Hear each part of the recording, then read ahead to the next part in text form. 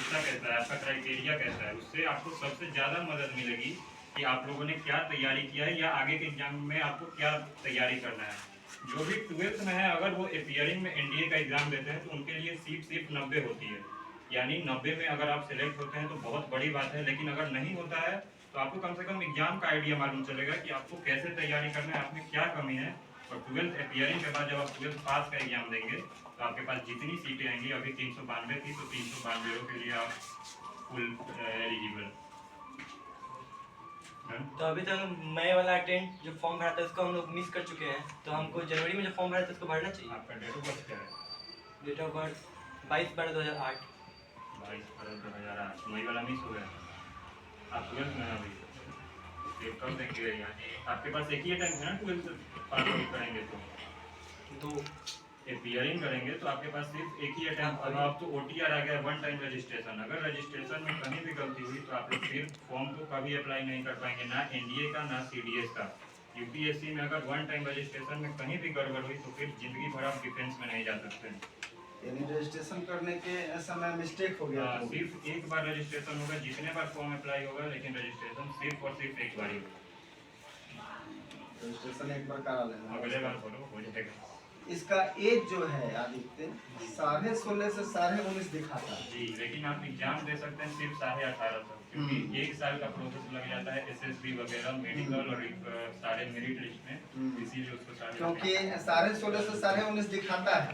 लेकिन एक लड़का लेकर आया, कहा कि सर मेरा नहीं हो रहा है, ये सारे हमारा 19 ही है।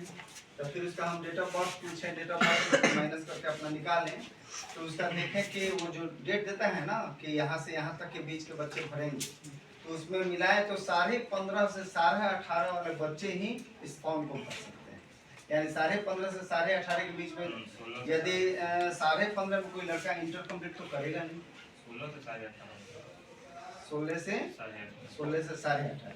लेकिन अगर आप एग्जाम निकालते हैं 18.5 में और उसके बाद एसएसबी वगैरह में टाइम लगता है, 19.5 तक हो जाता है तो हो जाएगा। नहीं हुआ तो हो ही जाता है सर। 18.5 में एग्जाम निकालने के लिए सारे प्रोसेस 17 साल 17.5 साल तो ये सबको इंटर करते करते हो जाएगा। माने 17 साल तो मिनिमम हमको लगता है। 15 15.5 के करीब में तो बच्चे इंटर मैट्रिक कंप्लीट करते हैं। डेट ऑफ बर्थ के हिसाब से 15 साल 15.5 साल वो हो जाता है। 2 साल तुमने इंटर किया था, 17.5 तो यहीं पर हो जाता है। एक या दो अटेम्प्ट हमको लगता है कि मिल पाता है। सितंबर वाला सितंबर और दिसंबर वाला 1 दिसंबर में गया, दिसंबर में फॉर्म आता है और एग्जाम होता है। यस वाला है, जून में फॉर्म स्टार्ट है, 5 जून तक से है। दो वाला हम लोग अप्लाई कर सकते हैं लोग दिसंबर वाला। अब इसमें यही है कि तैयारी जो है, अब बच्चे समझ नहीं पाते हैं। यदि तैयारी ढंग से इंटरमीडिएट के साथ लड़के हो या लड़की, लड़कियों के लिए भी मैंने ये है कि लड़कियां भी फॉर्म भर सकती हैं, एयरफोर्स नेवी या एनडीए ये तीनों फॉर्म भर सकती हैं। तैयारी हम लोग इस लेवल का जब इंटरमीडिएट पढ़ रहे हैं तो इंटरमीडिएट का ही 90% क्वेश्चन रहता है ना। अब 90% क्वेश्चन जब हमारा इंटरमीडिएट के मैथ का है, मैथ का हम जानते हैं, किसी और सब विषय का तो नहीं जानते हैं, बुझाएगा भी नहीं कि कहाँ से है। मैथ तो हम देख रहे हैं, पेपर हर साल का पेपर बच्चा लेकर आता है तो देखता है आदमी। तो 90-95% क्वेश्चन मैथ का है। जो चैप्टर हम पढ़ रहे हैं उस चैप्टर को साथ साथ हम उस लेवल का भी क्वेश्चन बनाते चलें। और आपके पास तो सहूलियत है कि आप यदि कोई प्रश्न पूछने के लिए हमसे कहते हैं तो हम टाइम बता ही देते हैं कि इस टाइम में आइए, हम बताते हैं। एक टीचर तो वैसा ही नहीं चाहिए कि जो आपकी समस्या हो उसको वह बता सके, तो बताने के लिए हम तैयार हैं। तैयारी कीजिए, जहाँ डाउट्स होगा वो पूछिए, धीरे धीरे यहाँ पर बेस मजबूत हो जाएगा। कहीं भी जाइएगा तैयारी करने के लिए तो 1 साल भर 2 साल में तैयारी कीजिएगा। अब ये पढ़ा है उस सबके साथ, वो जो टोपी वाला लड़का नहीं है भाई, सुधांशु और बिल्टू और मेरा उसी के बैच का है। 2000 कब का बैच है तुम लोगों का? 2022 में तुम इंटर किए, 2022 में इंटर किए और 2025 उस समय आपका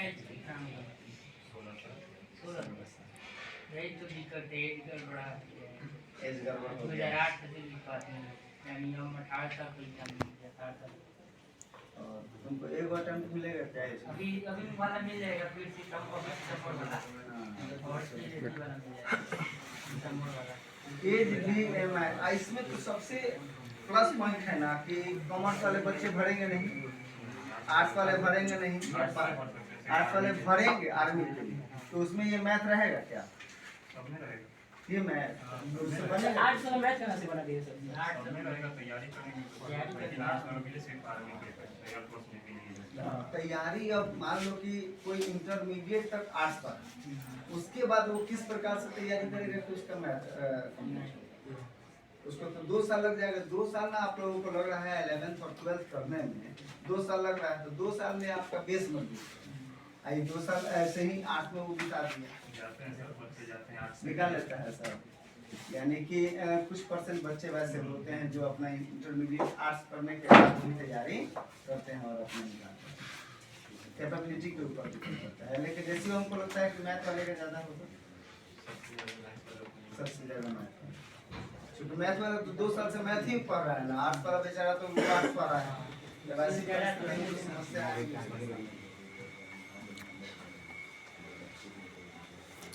तैयारी का अपना तरीका बताओ हमारे विद्यार्थियों को।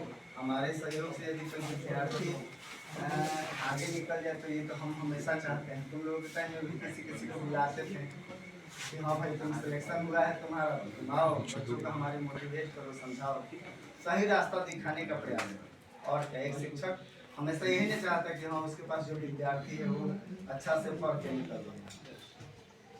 ठीक है, शुरू से शुरू करते हैं। हाँ सबसे पहले मेरा जन्म हुआ है छपरा में ही, नवादा गांव में, रसूलपुर इकमा के पास। तो मेरा हम शुरू से रहते थे जयपुर, यानी कि स्कूलिंग मेरा 5 साल तक जयपुर में हुआ है। उसके बाद गांव में आए तो 2nd क्लास में पहली बार हमको लीडरशिप करने का मौका मिला, यानी हम पीटी लीडर बने। उसके बाद फ्लैग लीडर बने, यानी वहाँ से हमको मालूम चला कि मिलिट्री होती क्या है। आगे बढ़े, मिलिट्री मालूम थी लेकिन एनडीए और सीडीएस की ऑफिसर एंट्री क्या होती है ऐसा कुछ मालूम नहीं। आगे बढ़े, गांव से ही स्कूलिंग किए, 10th किए, फिर 12th भी राजेंद्र कॉलेज से किए हैं यहीं पे। 12th में सर के पास आए, सर कुछ तो मालूम नहीं था, सबसे पहले केमिस्ट्री या सब्जेक्ट मानते हैं, ठीक है। केमिस्ट्री गए, वीरेंद्र डीके सर पढ़ाते थे, उस समय पता नहीं अब पढ़ाते हैं छोड़ दिए। तो डीके सर लेकर हमको पसंद करके था, पहली बार सर से मिले। पहले दिन ही लॉग का टेस्ट था एंड आई टॉप 18 मार्क्स 20 में। उसके बाद इस पहले दिन ही हमको फॉर्मूला बुक मिला सर से। फिर उसके बाद आगे बढ़े, तब मालूम चला 12th में जाके मालूम चला कि एनडीए क्या होती है। उसके बाद 12th किए, मार्क्स शायद मैथ में 89 ही था। फोटो यहाँ लगा थोड़ी दिन पहले, अभी तो हटा दिया। फेसबुक पर है। फिर उसके बाद अभी तो का साइड फोटो है,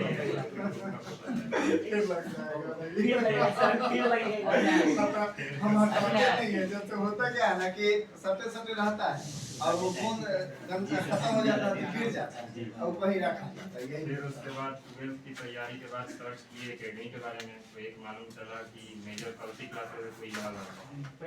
हाँ, तो फैमिली उतना अफोर्ड नहीं कर सकती थी उसकी चार्जेस। फिर पटना में पता किए तो पटना में एक श्री कृष्णा इंस्टीट्यूट है और एक है कमांडेंट एकेडमी। लेकिन श्री कृष्णा इंस्टीट्यूट जो है वो एयरफोर्स और नेवी दोनों के सोल्जर एंट्री के लिए भी तैयारी करती है। अगर ऑफिसर एंट्री के लिए तैयारी कराता है पटना में तो वह सिर्फ और सिर्फ कमांडेंट एकेडमी। वहाँ गए, एडमिशन लिए 1 ईयर के कोर्स के लिए। उसके बाद वहाँ जाके मालूम चला, यहाँ से तो एनडीए देखते कि एनडीए सुनते अरे ऑफिसर बनेंगे चल रही, वहाँ जाके मालूम चला कि इसमें एक इंटरव्यू भी होता है ऐसे। और उसका टफनेस देख के जो हालत खराब हुआ, सही में मन किया कि छोड़ दे। तो मेरे पास 12th के बाद था 4 अटेम्प्ट। 12th तो हम लोग का कोरोना में गया, एनडीए का पेपर कैंसिल था उस समय, एपियरिंग में नहीं दिए भी। फिर 4 अटेम्प्ट बचा मेरे पास। पहले में फॉर्म गलत भरा गया, वो आउट हो गया, एडमिट कार्ड ही नहीं आया। क्या मिस्टेक हुआ फॉर्म में? फॉर्म में सर साइबर वाले से ही कुछ स्पेलिंग मिस्टेक हो गई। स्पेलिंग मिस्टेक भी केयर करना है। उसके बाद फिर 2nd अटेम्प्ट दिए, 2nd अटेम्प्ट में क्लियर नहीं हुआ।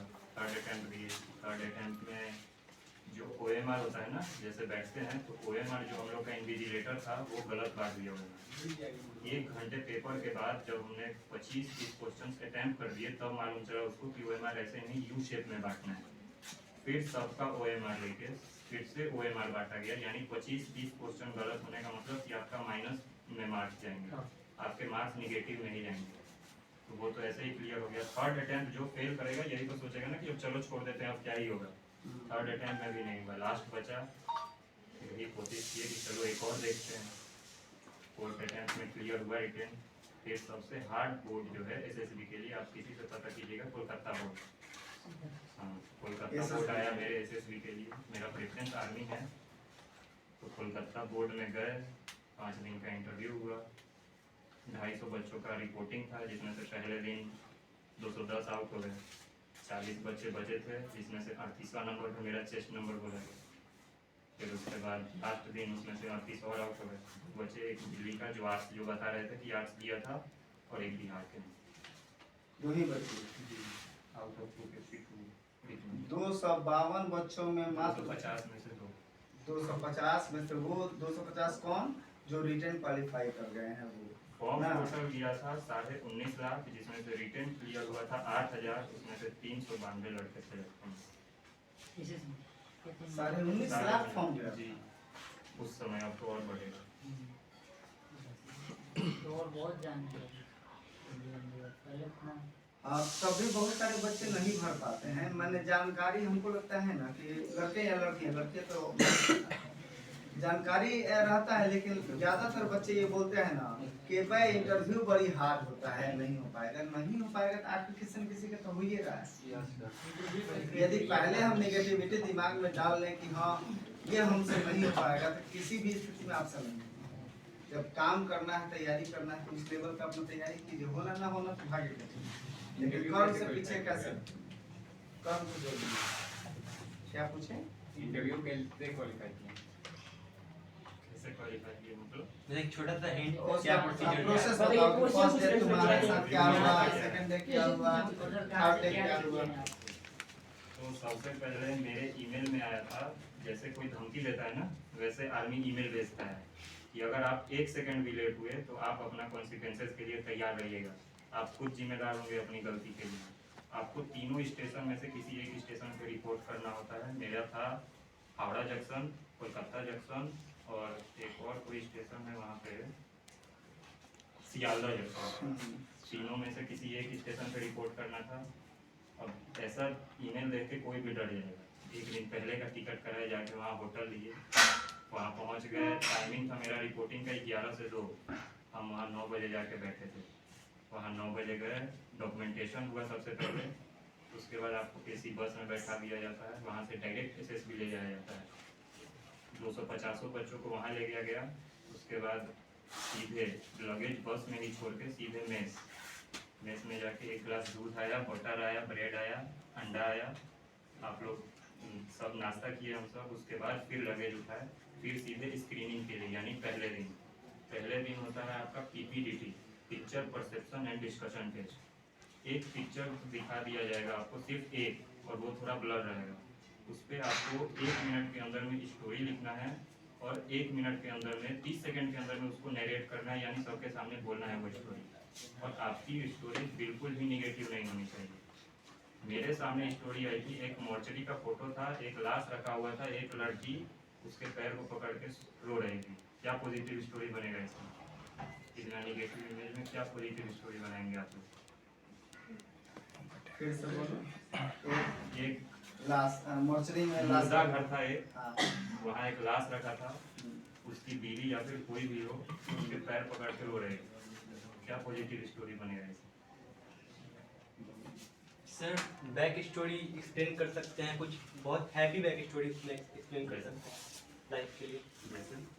जैसे मतलब हम अभी उतना तो नहीं कर पाएंगे, लेकिन जैसे कुछ इम्पोर्टेंट फीलिंग्स और कुछ इम्पोर्टेंट टाइम जो स्पेंड किए उनके साथ में, वो एक पोइट्री वे में बता सकते हैं इसको। इंग्लिश में समझ आ जाएगा या हिंदी में बताएं तो चलेगा? हमने लिखा कि वो जो है वो एक सिपाही है, मेजर रैंक का आदमी है, वो शहीद हुआ है। उसकी बीवी उसके पैर को पकड़ के ये सोच रही है कि मैं भी अपने पति के जैसे आर्म फोर्सेज ज्वाइन करूंगी और आतंकवादियों से इसका बदला लूंगी। बढ़िया पॉजिटिव।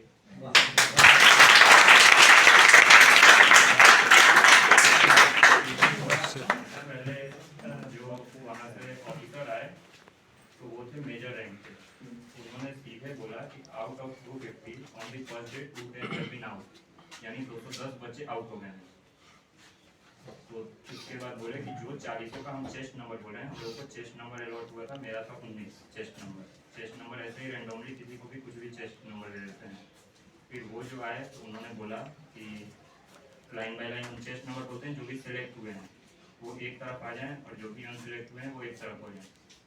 तो उन्होंने शुरू किया, 30 पार हो गया, मेरा चेस्ट नंबर 19 बोला ही नहीं। अब हालत ख़राब थी, अब तो आउट ही हो गया, लास्ट अटैम्प्ट था, चलते हैं घर। फिर लेकिन 35 भी पार हो गया, 35 पर भी चेस्ट नंबर नहीं बोले, और तीसरा नंबर पर चेस्ट नंबर 19 बोले, तब थोड़ा सांस में सांस आया, गए।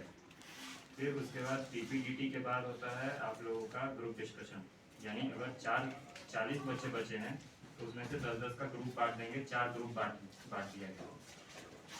मेरे ग्रुप का सबसे पहला नंबर आया, हम लोगों का ग्रुप डिस्कशन का टॉपिक था सबसे easy my favourite cricket team आया। तो जो एक बार ऑफिसर थे वो लेफ्टिनेंट कर्नल पे थे ग्रुप डिस्कशन वाले ऑफिसर, उन्होंने बोला स्टार्ट, तो किसी ने शुरू ही नहीं किया कि वो करेगा हम करेंगे। फिर दूसरी बार बोला स्टार्ट, तब सबने शुरू किया, फिर बोलते रहे 10 मिनट के बाद स्टॉप हो गया। उन्होंने चिल्ला के मुझसे पूछा कि पहली बार जब स्टार्ट बोला तो क्यों नहीं बोला, why you want to start it when I said start. तो हम बोले sir I was scared that someone will start, after that I will start, अगर कोई शुरू करेगा तो हम उसके बाद बोलेंगे।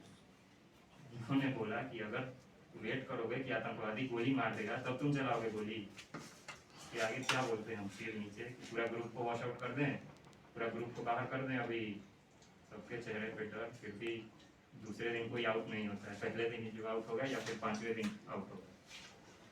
फिर दूसरे दिन भी बीत गया, फिर तीसरे दिन होता है SRT, सबसे पहले सिचुएशन रिएक्शन टेस्ट, यानी आपको 30 सिचुएशन दिए रहेंगे, आपके पास 30 मिनट रहेगा, उसमें से आपको अपना रिएक्शन लिखना है कि क्या आप रिएक्ट करते अगर ऐसा सिचुएशन होता है। उन 30 में से एक मेन सिचुएशन होता है, तो वो सिचुएशन था मेरा, किसी को नहीं याद है, एक जो मेन सिचुएशन था वो याद है कि आप आर्मी में हैं, आपके 4 दोस्तों का ग्रुप है, आप सिर्फ उसमें से आर्मी में हैं, एक जगह ट्रेन की पटरी टूटी हुई है, बगल के गांव में महामारी फैली हुई है, और एक जगह रोड पे एक्सीडेंट हुआ है, आप कैसे हैंडल करेंगे, और ट्रेन आ रही है, किसी को पता नहीं है कि पटरी टूटा हुआ है, आपका क्या रिएक्शन होगा 1 मिनट के अंदर।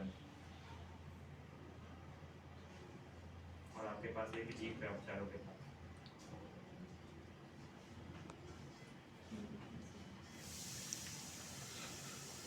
क्या रिएक्शन होगा कोई। पटरी टूटी हुई है एक तरफ, गाड़ी फैली हुई है, आप 4 लोग हैं, क्या रिएक्शन होगा आप लोगों का, आप 4 लोग, आप लीड कर रहे हैं, आप आर्मी में, तो आप ही बताएंगे उनको भी क्या करना है। समझदारी से काम लेंगे, पहले 2 को तो लेकर भेजेंगे, जो एक्सीडेंट हुआ तो सबसे पहले जो जीप है उसमें एक दोस्त को गांव में भेजेंगे जहाँ महामारी फैला हुआ है हेल्थ प्रोवाइडिंग के लिए। उसके बाद दूसरा मैं जाऊंगा खुद पास के स्टेशन पे इन्फॉर्म करने की पटरी टूटा हुआ है, और दो लड़कों को लिफ्ट मांग के कैसे भी बोलूँगा पहुँचने के लिए जहाँ एक्सीडेंट हुआ। और ये मेरा आउट ऑफ 10, ये मेरा मार्क्स था 9.5 इसमें। किसी का तीसरे दिन होता है GPO में आपको पैरेलल रॉक क्लाइंबिंग होता है, यानी एक रस्सी पकड़ के 10 मीटर इधर से उधर जाना, बिहार के लड़कों के लिए तो बाएं हाथ करते हैं। जो गाँव देहात का है खेल कूद कर रहा है तो उसके लिए तो फिजिकली वो फिट। उसके बाद था 8 मिनट में 1 किलोमीटर, सिपाही का तैयारी करता है तो 5.5 में 1600 मीटर। उसके बाद GPO में होते हैं ना जो सबसे मुश्किल होते हैं, वो होते हैं 10 ऑब्स्टेकल्स, यानी 10 टाइप की आपको रुकावटें दी जाएंगी, आप हर ऑब्स्टेकल पे 1-1 पॉइंट मिलेगा। अगर पहला ऑब्स्टेकल पार करेंगे तो आपको 1 पॉइंट मिलेगा, दूसरा करेंगे तो 2, तीसरा करेंगे तो 3, यानी 3 पार किए तो आपको 6 पॉइंट मिलेंगे। आपको 10 लाइन से पार करने होते हैं विदिन अ टाइम लिमिट, एक टाइम लिमिट में, और अगर आपने टाइम लिमिट में कर लिया है तो फिर आप चाहें तो अपना पॉइंट बढ़ाने के लिए फिर से उन ऑब्स्टेकल्स को कर सकते हैं। तो 9 कर पाए थे हम, क्या झूठ बोले कि कर दिए थे, 9 कर पाए थे, 10वां नहीं हो पाया था, बहुत मुश्किल था। इतना पतला था, तकरीबन 3-3.5 फीट का लोहा का पाइप था, उस पर चढ़ के जाना था कम से कम 25-30 मीटर, 10वां नंबर राउंडेड था या स्क्वायर था? Square rectangle. Rectangle plan. फिर उसके बाद तीसरा दिन जीपीओ हुआ। फिर जीपीओ से तुरंत बाद आपके दिमाग पे प्रेशर डाल के आपको सिर्फ 5 मिनट दिया जाता है। आप स्पोर्ट्स यूनिफॉर्म में हैं, यानी white half T shirt, white half pant और स्पोर्ट्स शूज। उसके बाद आपको 5 मिनट दिया जाता है। आप कितने भी मिट्टी में बने ऑब्स्टेकल पार करके आपको फॉर्मल पहन के और इंटरव्यू के लिए प्रेजेंट होना है, सिर्फ और सिर्फ 5 मिनट। आप जाके, ये तो पता था थोड़ा शुरू से कोचिंग में बताया गया था, तो सब शर्ट का बटन वटन खोल के गए थे रूम में कि आएंगे पहनेंगे जाएंगे। गए, फिर भी मास्क छूट गया। गए वहाँ पे, फिर किसी से मास्क मांगे, मास्क लेके गए। उसके बाद इंटरव्यू में जो इंटरव्यू में ऑफिसर था मेरा जो था वो ब्रिगेडियर था। तो गेट पे सप्रेसर लगा हुआ था, हमको ये नहीं पता था कि खराब है। हम पूछे may I come in sir, chest number 19, yes sir may I come in, yes sir, yes please sit down. हमको लगा कि सप्रेसर है तो अच्छा होगा। गेट खोले और गेट पर छोड़ दिए, गेट धड़ाम घुस गया जाए। 16 डिग्री टेम्परेचर में भी एसी लगा हुआ था, पसीना छूटने लगा कि पहला इंप्रेशन ही इंटरव्यूइंग ऑफिसर के सामने मेरा खड़ा हो गया कि अब तो क्या ही होगा, अब तो छटेगा इसी। फिर बोला कि कोई बात नहीं, पानी पीजिए, पानी पीजिए। फिर उसके बाद सबका इंटरव्यू लगभग 20-25 मिनट तक चला था। मेरा 45 मिनट का इंटरव्यू। उन्होंने सबसे पहला क्वेश्चन पूछा कि आर्मी ही क्यों? हम बोले कि सर आर्मी का यूनिफॉर्म अच्छा लगता है, दादाजी आर्मी में सर्व किए हैं, दादाजी का सपना है आर्मी में जाना। उनका क्रॉस क्वेश्चन था कि तुम यूनिफॉर्म के लिए जाना चाहते हो, स्टार रैंक्स के लिए जाना चाहते हो, दादाजी के सपने के लिए जाना चाहते हो, देश सेवा कहाँ है? Where is the nation love? हम फिर चुप, क्या बोले? फिर अगला बोले कि एयरफोर्स नेवी क्यों नहीं? दादाजी का सपना एयरफोर्स नेवी भी तो हो सकता है। हम बोले कि सर आर्मी में डिसिप्लिन होता है। फिर बोले कि बोलना क्या चाहते हो, एयरफोर्स नेवी में डिसिप्लिन नहीं होता है? फिर बोले कि नहीं सर एयरफोर्स नेवी में डिसिप्लिन होता है, इसमें फंसे नहीं। इसको बता दिए कि सर अगर इंडिया में कोई भी डिसिप्लिन, मेन डिसिप्लिन के लिए जाना जाता है तो इंडियन आर्मी है, यानी इंडियन आर्मी से ज़्यादा डिसिप्लिन कहीं भी फॉलो नहीं होता है। तो वो अच्छा था। फिर उसके बाद हमसे रीजनिंग का क्वेश्चन पूछे। वो लिखने के अलावा पेन का 10 यूज बताए। लिखने के अलावा पेन का 10 यूज। 5 तो बता दिए थे, 10 नहीं बता पाए। एक बता दिए शो ऑफ करने के लिए पॉकेट में, दूसरा बता दिए कि रिफिल पैक की स्ट्रो पीने के लिए, जूस पीने के लिए, तीसरा कोई गेम इंटरटेनमेंट के लिए, और ऐसे ही 2-3 गिनवा दिए। और बाल उसके बाद एक रील पे क्वेश्चन देख रहे थे हम, अगर वो भी रील देखे होंगे। उन्होंने पूछा कि इंडिया का कैप्टन कौन है?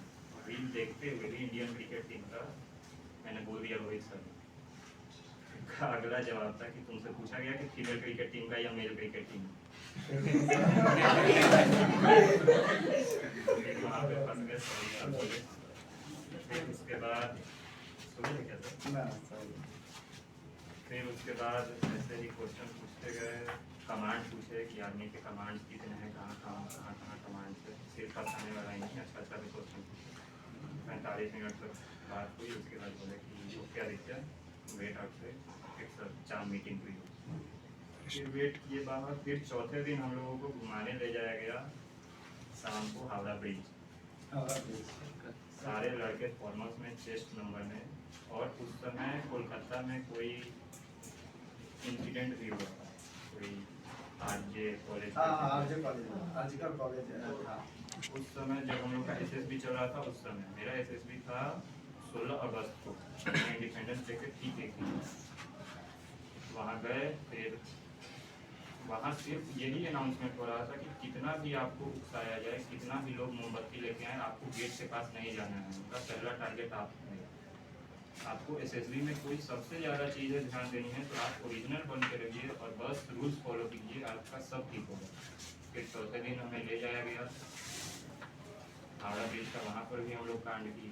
40 बच्चे बचे थे। वहाँ गए तो फ़ोन वोन तो अलाउड नहीं था, तो किसी से बोले कि भैया हम लोग का फ़ोटो खींच दीजिए, हम लोग वहाँ जाके आपको कॉल करेंगे तो आप फ़ोटो भेज दीजिए।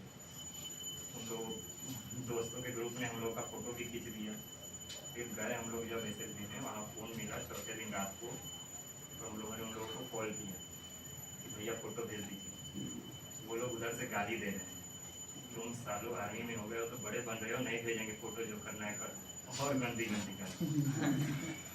अब 5वें दिन जो था कॉन्फ्रेंस था, और उसमें से 40 में से हमारे 2 बच्चे जो थे जो सबसे खतरनाक थे, और वो कलकत्ता के ही थे।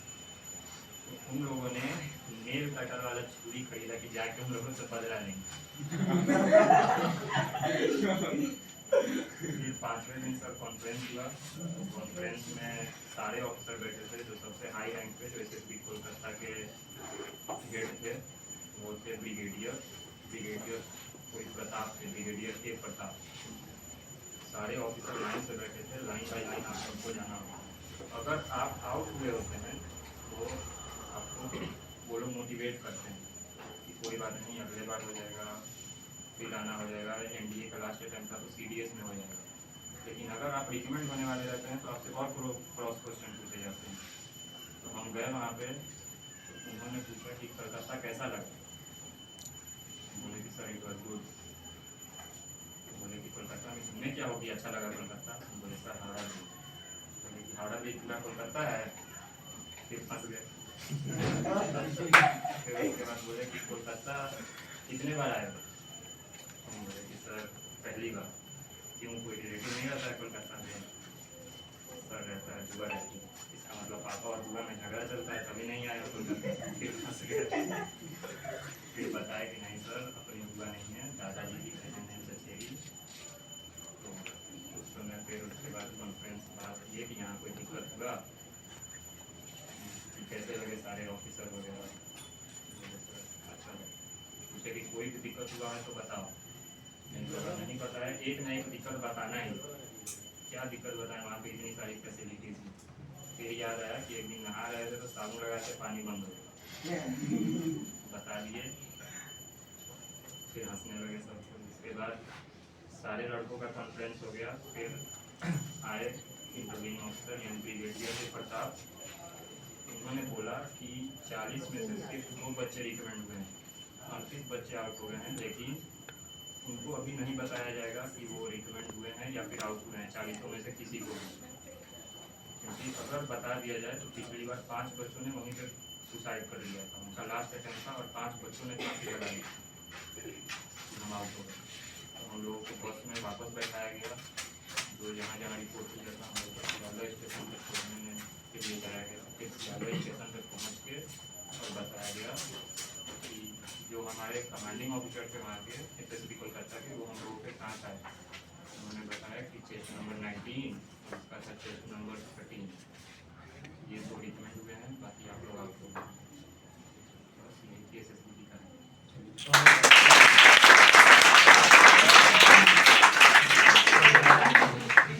इंग्लिश में आप जैसे होता होगा क्या कि कभी भी इंग्लिश में हर चीज़ इंग्लिश में। हर चीज हाँ, इंग्लिश में स्क्रीनिंग भी इंग्लिश में हर लिखना चीज़, हर चीज़। जैसे इसमें है क्या ना कि मुझे अब समझ में आ रहा है कि जिन बच्चों का एज का ज़्यादा हो गया है, साल भर टाइम है, तो साल भर माने साथ साथ उनको इंटरव्यू के लिए तैयारी करना पड़ेगा, तभी जाकर निकलता है। यदि वो ये सोचे कि हाँ, अब जैसे इसके पहले इस लड़के का निकला हुआ था, इसको पा गया कुंदन नाम का एक बच्चा है, इसके पहले एक बादल नाम के बच्चे को बोला था। तो इन लोगों का वही मेन गेम इंटरव्यू में फंस रहा है, क्योंकि वो शुरू से तैयारी करने गया है। रिटर्न तो निकल जा रहा है, और रिटर्न निकलने के बाद तैयारी जो है इंटरव्यू में जाकर छपने का कारण ये है। ये साल भर तैयारी अपना की। इसके साथ ये भी गया था, नीरज नाम का बच्चा जो है ना, ये भी गया था ना, लेकिन ये बेचारा इंटरव्यू में छट गया। वहाँ पर स्टार्टिंग में ही जो पीडी का होता है ना, पर्सनालिटी डेवलपमेंट का एक एनजीओ चला रहा है, तो वो अपना लेता है। तो कितने बच्चों में सिलेक्शन हुआ? 250 बच्चे, 700 बच्चे। 700 में कितने बच्चे? 700 बच्चे मैंने पीडी के लिए अप्लाई किए थे, और 700 बच्चे का पीडी हुआ, बट उसमें से 25-30 बच्चों का ही सिलेक्शन हुआ। और सिलेक्शन करने के बाद वो अपना तैयारी कर रहा है। तो एक कॉन्फिडेंस बढ़ जाता है। अब मान लो कि क्या वो पूछेगा क्या नहीं पूछेगा, इस तरह की जानकारी पहले से होती है कि हाँ इस तरह का, जैसे कुछ सुने तो ये दिमाग में आ रहा है ना कि हाँ ये चीज पूछता है, ऐसे जवाब देना चाहिए, तो उस माहौल में साल भर जो रह जाएगा इसलिए वो बेहतर हो जाएगा। यही होता है। क्यों सिखलाया जाएगा? और जब उसके बाद मेडिकल का क्या प्रोसेस है? मेडिकल सब सोल्जर एंट्री जैसा नहीं होता, सब बाई मशीन मशीन से हो जाएगा। सब हर चीज आपके फिंगर सब मशीन से टेस्ट और होता जब है कि मशीन finger है की- तो हाथ में जब मशीन आता है वो ये सब कुछ चेक होता है। बारह नंबर मोबाइल